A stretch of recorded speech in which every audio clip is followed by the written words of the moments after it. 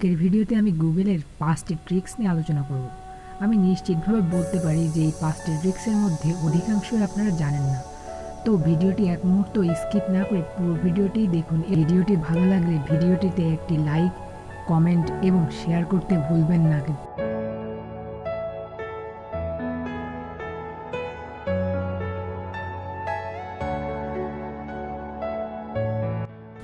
তো সবার প্রথমে আমি দেখাবো যে আপনারা কিভাবে গুগল থেকে যে কোনো ওয়েবসাইটের লিঙ্ক কপি করবেন এবং সেটাকে কপি করার পর সেভ করে রাখবেন। তো এর জন্য সবার প্রথমে গুগলে যাই, সাপোজ এখানে বাংলাদেশ.com লিখে সার্চ দিই। তো এখানে একটা ওয়েবসাইট ওপেন হলো, যে কোনো ওয়েবসাইট। তো এখন এর লিঙ্কটা আমাদের কপি করতে হবে। তো এখানে অপশানটির উপর প্রেস করলাম। প্রেস করার পর এখানে কপি টু ক্লিপবোর্ড, এটার উপর প্রেস করলে আপনাদের যে কিবোর্ড আছে সেটার উপর এটা কপি হয়ে যাবে। তো এখন এটা কপি হয়ে গেল। এইভাবে আপনারা যে কোনো লিঙ্ক কপি করতে পারবেন। এছাড়া আপনারা যদি গুগল ক্রোম ইউজ করেন, এখান থেকে এই অপশানটির উপর প্রেস করলেও আপনাদের লিঙ্ক কপি হয়ে যাবে। তো এখন দেখাবো যে আপনারা লিঙ্কটা কীভাবে সেভ করে রাখতে পারবেন। তো এর জন্য আপনাদের একটা জায়গা দরকার। তো আপনাদের ফোনে যে নোটবুক আছে সেই নোটবুকের আপনারা লিঙ্কটি কপি করে রাখতে পারেন। তো এখান থেকে যে কোনো একটা পেজ নিলাম। তো এখান থেকে লিঙ্কটিকে পেস্ট করব। এখান থেকে আপনারা লিঙ্কটির উপর যে কোনো সময় প্রেস করে সেই একই ওয়েবসাইটে যেতে পারবেন।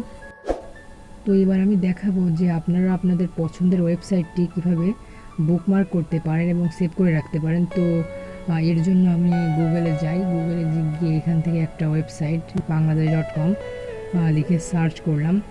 তো এখানে ওয়েবসাইটটি ওপেন হলো। এখন এটাকে আমি বুকমার্ক করে রাখবো। তো এখানে বুকমার্কের যে অপশানটি দেখতে পাচ্ছেন, এটার উপর প্রেস করলে এটা বুকমার্ক হয়ে যাবে। এছাড়া আপনারা যদি গুগল ক্রোম ইউজ করেন তাহলে সুবিধাটা আরও বেশি হয়। ওয়েবসাইটের পাশে যে 3 ডট লাইনটি দেখা যাচ্ছে এটার উপর প্রেস করবেন। প্রেস করার পর এখানে যে স্টার চিহ্নটি আছে এটা হচ্ছে বুকমার্ক বা ফেভারিট ওয়েবসাইট এই রিলেটেড একটা চিহ্ন। তো এখান থেকে আপনারা জাস্ট এটার উপর প্রেস করবেন। তো এখান থেকে বুকমার্ক হয়ে যাবে।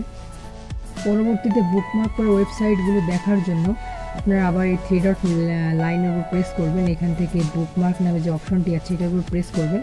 প্রেস করলে বুকমার্ক করা ওয়েবসাইটগুলো আপনাদের সামনে দেখাবে। তো এখান থেকে আপনারা আপনাদের পছন্দের ওয়েবসাইটে আবার যেতে পারবেন। গুগলে আপনারা যদি কোনো কিছু সার্চ দেন তো সেগুলো সাধারণত ইংলিশে আসে। তো অনেকের আবার অনেক সময় ইংলিশের দুর্বলতা থাকে। তো সেই ক্ষেত্রে আপনারা কি করবেন? তো সেই ক্ষেত্রে আপনারা গুগল ট্রান্সলেট ইউজ করতে পারেন। তো এটা কিভাবে করবেন তো আমি দেখিয়ে দিচ্ছি। তো প্রথমে গুগলে যাই, এখান থেকে বাংলাদেশ লিখে সার্চ দিই। তো এখানে বাংলাদেশ সম্পর্কে কিছু কথা লেখা রয়েছে, ইংলিশ ল্যাঙ্গুয়েজে রয়েছে। তো এখন এটাকে অন্য ল্যাঙ্গুয়েজে ট্রান্সফার করার জন্য আপনাদের উপরে যে 3 ডট লাইন আছে সেটার উপর প্রেস করবেন। তো এখান থেকে ট্রান্সলেটের যে অপশনটি রয়েছে সেটার উপর প্রেস করবেন। প্রেস করার পর এখানে ইংলিশ দেখা যাচ্ছে। তো এখন এখানে ইংলিশটাকে আপনারা অন্য ল্যাঙ্গুয়েজে ট্রান্সফার কীভাবে করবেন? তো এখন এই ইংলিশ ট্রান্সলেটরকে আপনারা অন্য ল্যাঙ্গুয়েজে নেওয়ার জন্য আপনাদের 3 ডট লাইনে ক্লিক করতে হবে। তারপর মোর ল্যাঙ্গুয়েজের উপর প্রেস করতে হবে। তো এখান থেকে আপনারা যে কোনো ল্যাঙ্গুয়েজ সিলেক্ট করতে পারেন। তো আমি এখানে বাংলা সিলেক্ট করলাম। তো এখন এগুলো সম্পূর্ণ বাংলায় ট্রান্সলেট হয়ে গেল। তো এখান থেকে আপনারা বাংলায় অনেক সহজে বুঝে নিতে পারবেন। তো এইভাবে গুগল ট্রান্সলেট ইউজ করে আপনারা অনেক সহজে যে কোনো ওয়েবসাইটের ভেতরে যেগুলো লেখা আছে সেগুলো অনেক ভালো করে বুঝে পড়তে পারবেন। সাপোজ আপনার কোনো একটা বিষয় অনেক কিছু জানার, তো তার জন্য আপনি গুগলে সার্চ দিলেন। আমি সাপোজ ফেসবুক লিখে সার্চ দিই। তো ফেসবুক লিখে সার্চ দেওয়ার পর এখানে অ্যাপ্লিকেশন থেকে শুরু করে বিভিন্ন বিষয় এখানে চলে এলো। তো আমার এখানে ফেসবুক সম্পর্কে যে আর্টিকেল বা ফেসবুকের কি রিলেটেড বিভিন্ন বিষয় জানার দরকার। তো এখানে বিভিন্ন অ্যাপ্লিকেশন এসেছে। তো আমি এখন কীভাবে জানবো এই বিষয়ে? তো আপনারা কি জানেন যে গুগলের মধ্যে গুগল স্কলার বলে একটা পার্ট রয়েছে। যেখানে আপনারা যে কোনো বিষয়ে সার্চ দিয়ে শুধু সেই রিলেটেড বিভিন্ন আর্টিকেল বা ব্লগ পোস্ট যেগুলো আছে সেগুলো পড়তে পারবেন। তো আমার এখন ফেসবুক রিলেটেড বিভিন্ন জিনিস জানার দরকার, তো আমি এখন ফেসবুক লিখে এখানে সার্চ দিলাম।